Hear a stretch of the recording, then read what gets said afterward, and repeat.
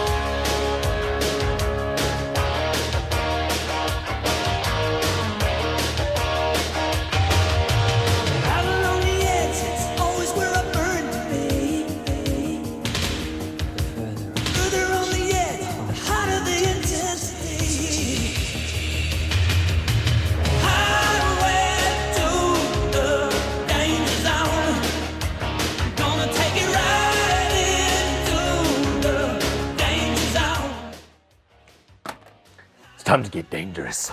So you're the one. Yes, ma'am. Oh, I like flight sim stuff, just a touch, maybe a little Top Gun, maybe like 27,000 times. And when they were like, hey, we're sending you the Airbus Hotels, I'm like, yippee! And then I remembered that I'd not played flight sim on a joystick or a Hotels in like over 2 years, and it showed I was very, very bad. That's a lot, all of the stuff you saw was just hype for what this thing can do, because I'm not a very good example of what it can do. I set it up and played for like 3 hours yesterday and just sucked. So, but I made everything work, which was the point of testing something like this, because I'm not, like I say, it's been a minute since I last used a joystick, and man, this thing feels good. That's the one thing about this, is the product feel of this, and especially this throttle quadrant. It has like legitimately the most satisfying switches, just under the sun. I mean, these are like off of an aircraft directly.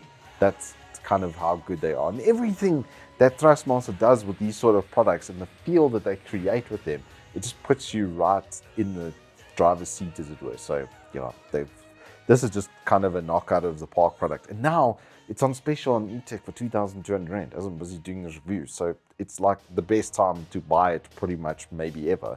And if you're into War Thunder or DCS or standard good old flight simulator, then you might want to take a look. Anyway, let's first go through what's in the box. So you obviously get the joystick and the throttle quadrant itself. You get a couple nice little mounting bracket pieces for the throttle quadrant, so you can bolt it down, and then you get a USB Type-C. You get a couple of stickers as well, so you can mark the engine numbers, because you might be buying this to be part of another set. So you've got engines 1, 2, 3, and 4 capable from this layout, basically. Then you get 2 extra buttons, one for either side, so you can switch these around, or you can have 2 of the same on either side, so you can completely customize it to your look and feel. And I just love that you get sort of nice little extras and add-ons, and they give you the little screwdriver Allen key set that you need in order to use it. So just nicely done, ThrustMaster. Their packages and their extras and stuff are absolutely fantastic.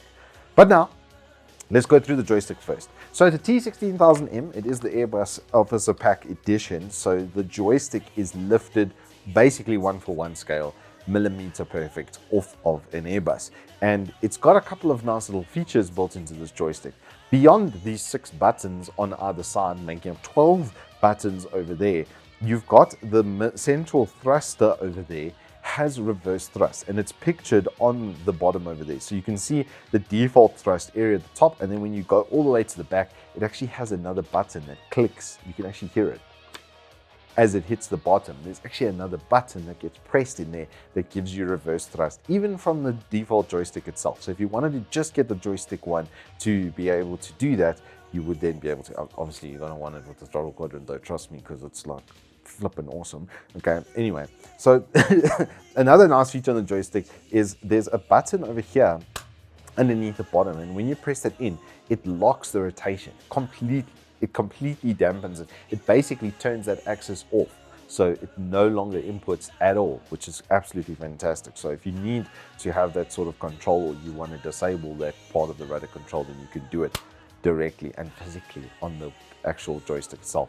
Another really nice feature of this joystick is it's got a double trigger on the front over here, 1 and 2 up top like that. Point of view hat is like literally perfectly positioned as well on the top like that. I did find the red buttons feel a little bit nice on the tactile because they stick out a little bit more than the black button like that. So you can notice it does stick out quite a bit more, but they are a little bit harder to reach. They're sort of a little bit further outward. So if you've got a smaller hand, you're probably going to want to have both of these smaller black ones on either side like that. My only real complaint for this entire set is actually with the joystick is the trigger is a little bit loose. You can see it like moves left to right over there as to get that spring effect that it's got built into it, so that the button feels it does feel very good outside of that, but sometimes just a little bit of rattle. And that's the only build quality thing I've got for the entire kit. If we just have a look around the bottom quickly, speaking of kits and mounts, you'll notice that there's a screw hole juxtaposed on either side for you to be able to mount it to a desk or some sort of clamp system or frame, etc. And then you've got the same thing on the throttle quadrant, but twice over. It's got central mounts as well. You can see in the middle over there, that's where these included mounts then connect into the bottom of it. So you'll be able to mount this onto a desk or any sort of frame, etc. pretty damn easily. Then we move over to this throttle quadrant because this is just one of the coolest and nicest setups I've ever seen, and it's got incredible feature set built into it.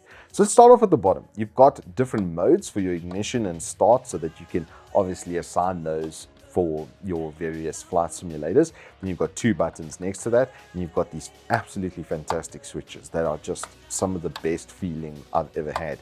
And you can obviously put your stickers on there for engine 1 and 2, so, or engine 3 and 4, depending on the setup for it.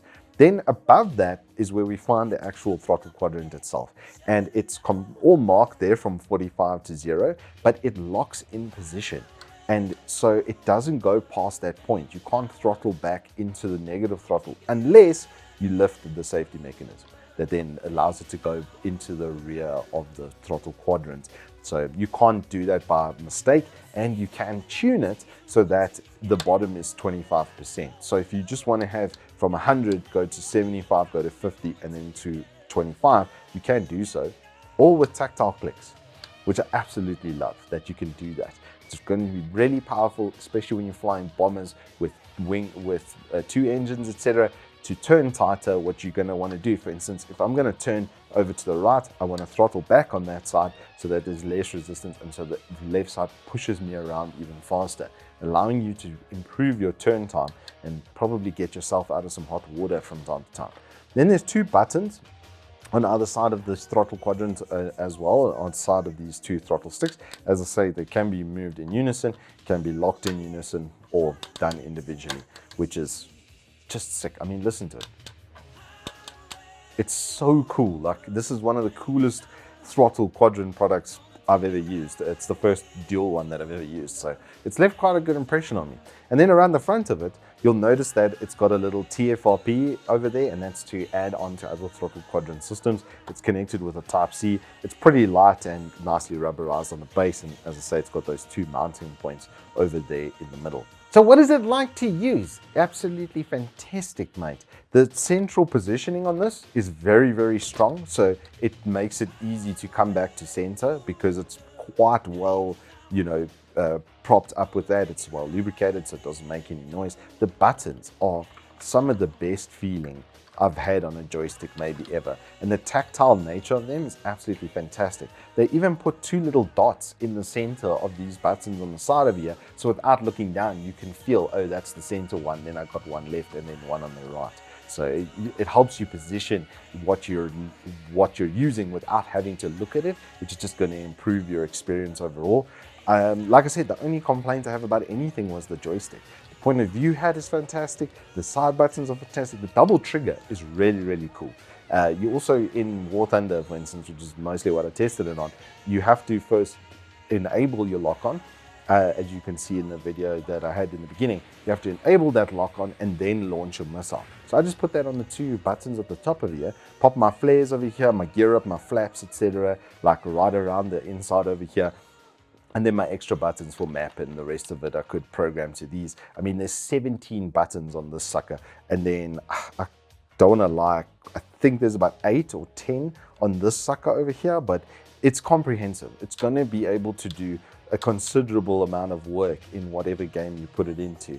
And some of the games even have built-in profiles for the, like, for instance, there was a Hot X profile, which in War Thunder, which I just then modified slightly so that it would support the 2 throttle quadrants. And I had the one on air brake so that if I went all the way back, then it would engage my air brake. And then this one was on just a standard throttle setup with the normal brakes underneath it as well. And the fact that I could delimit between the 2 was sick, and turn my engines on and off from here. Like, it's very cool. It's very, very cool.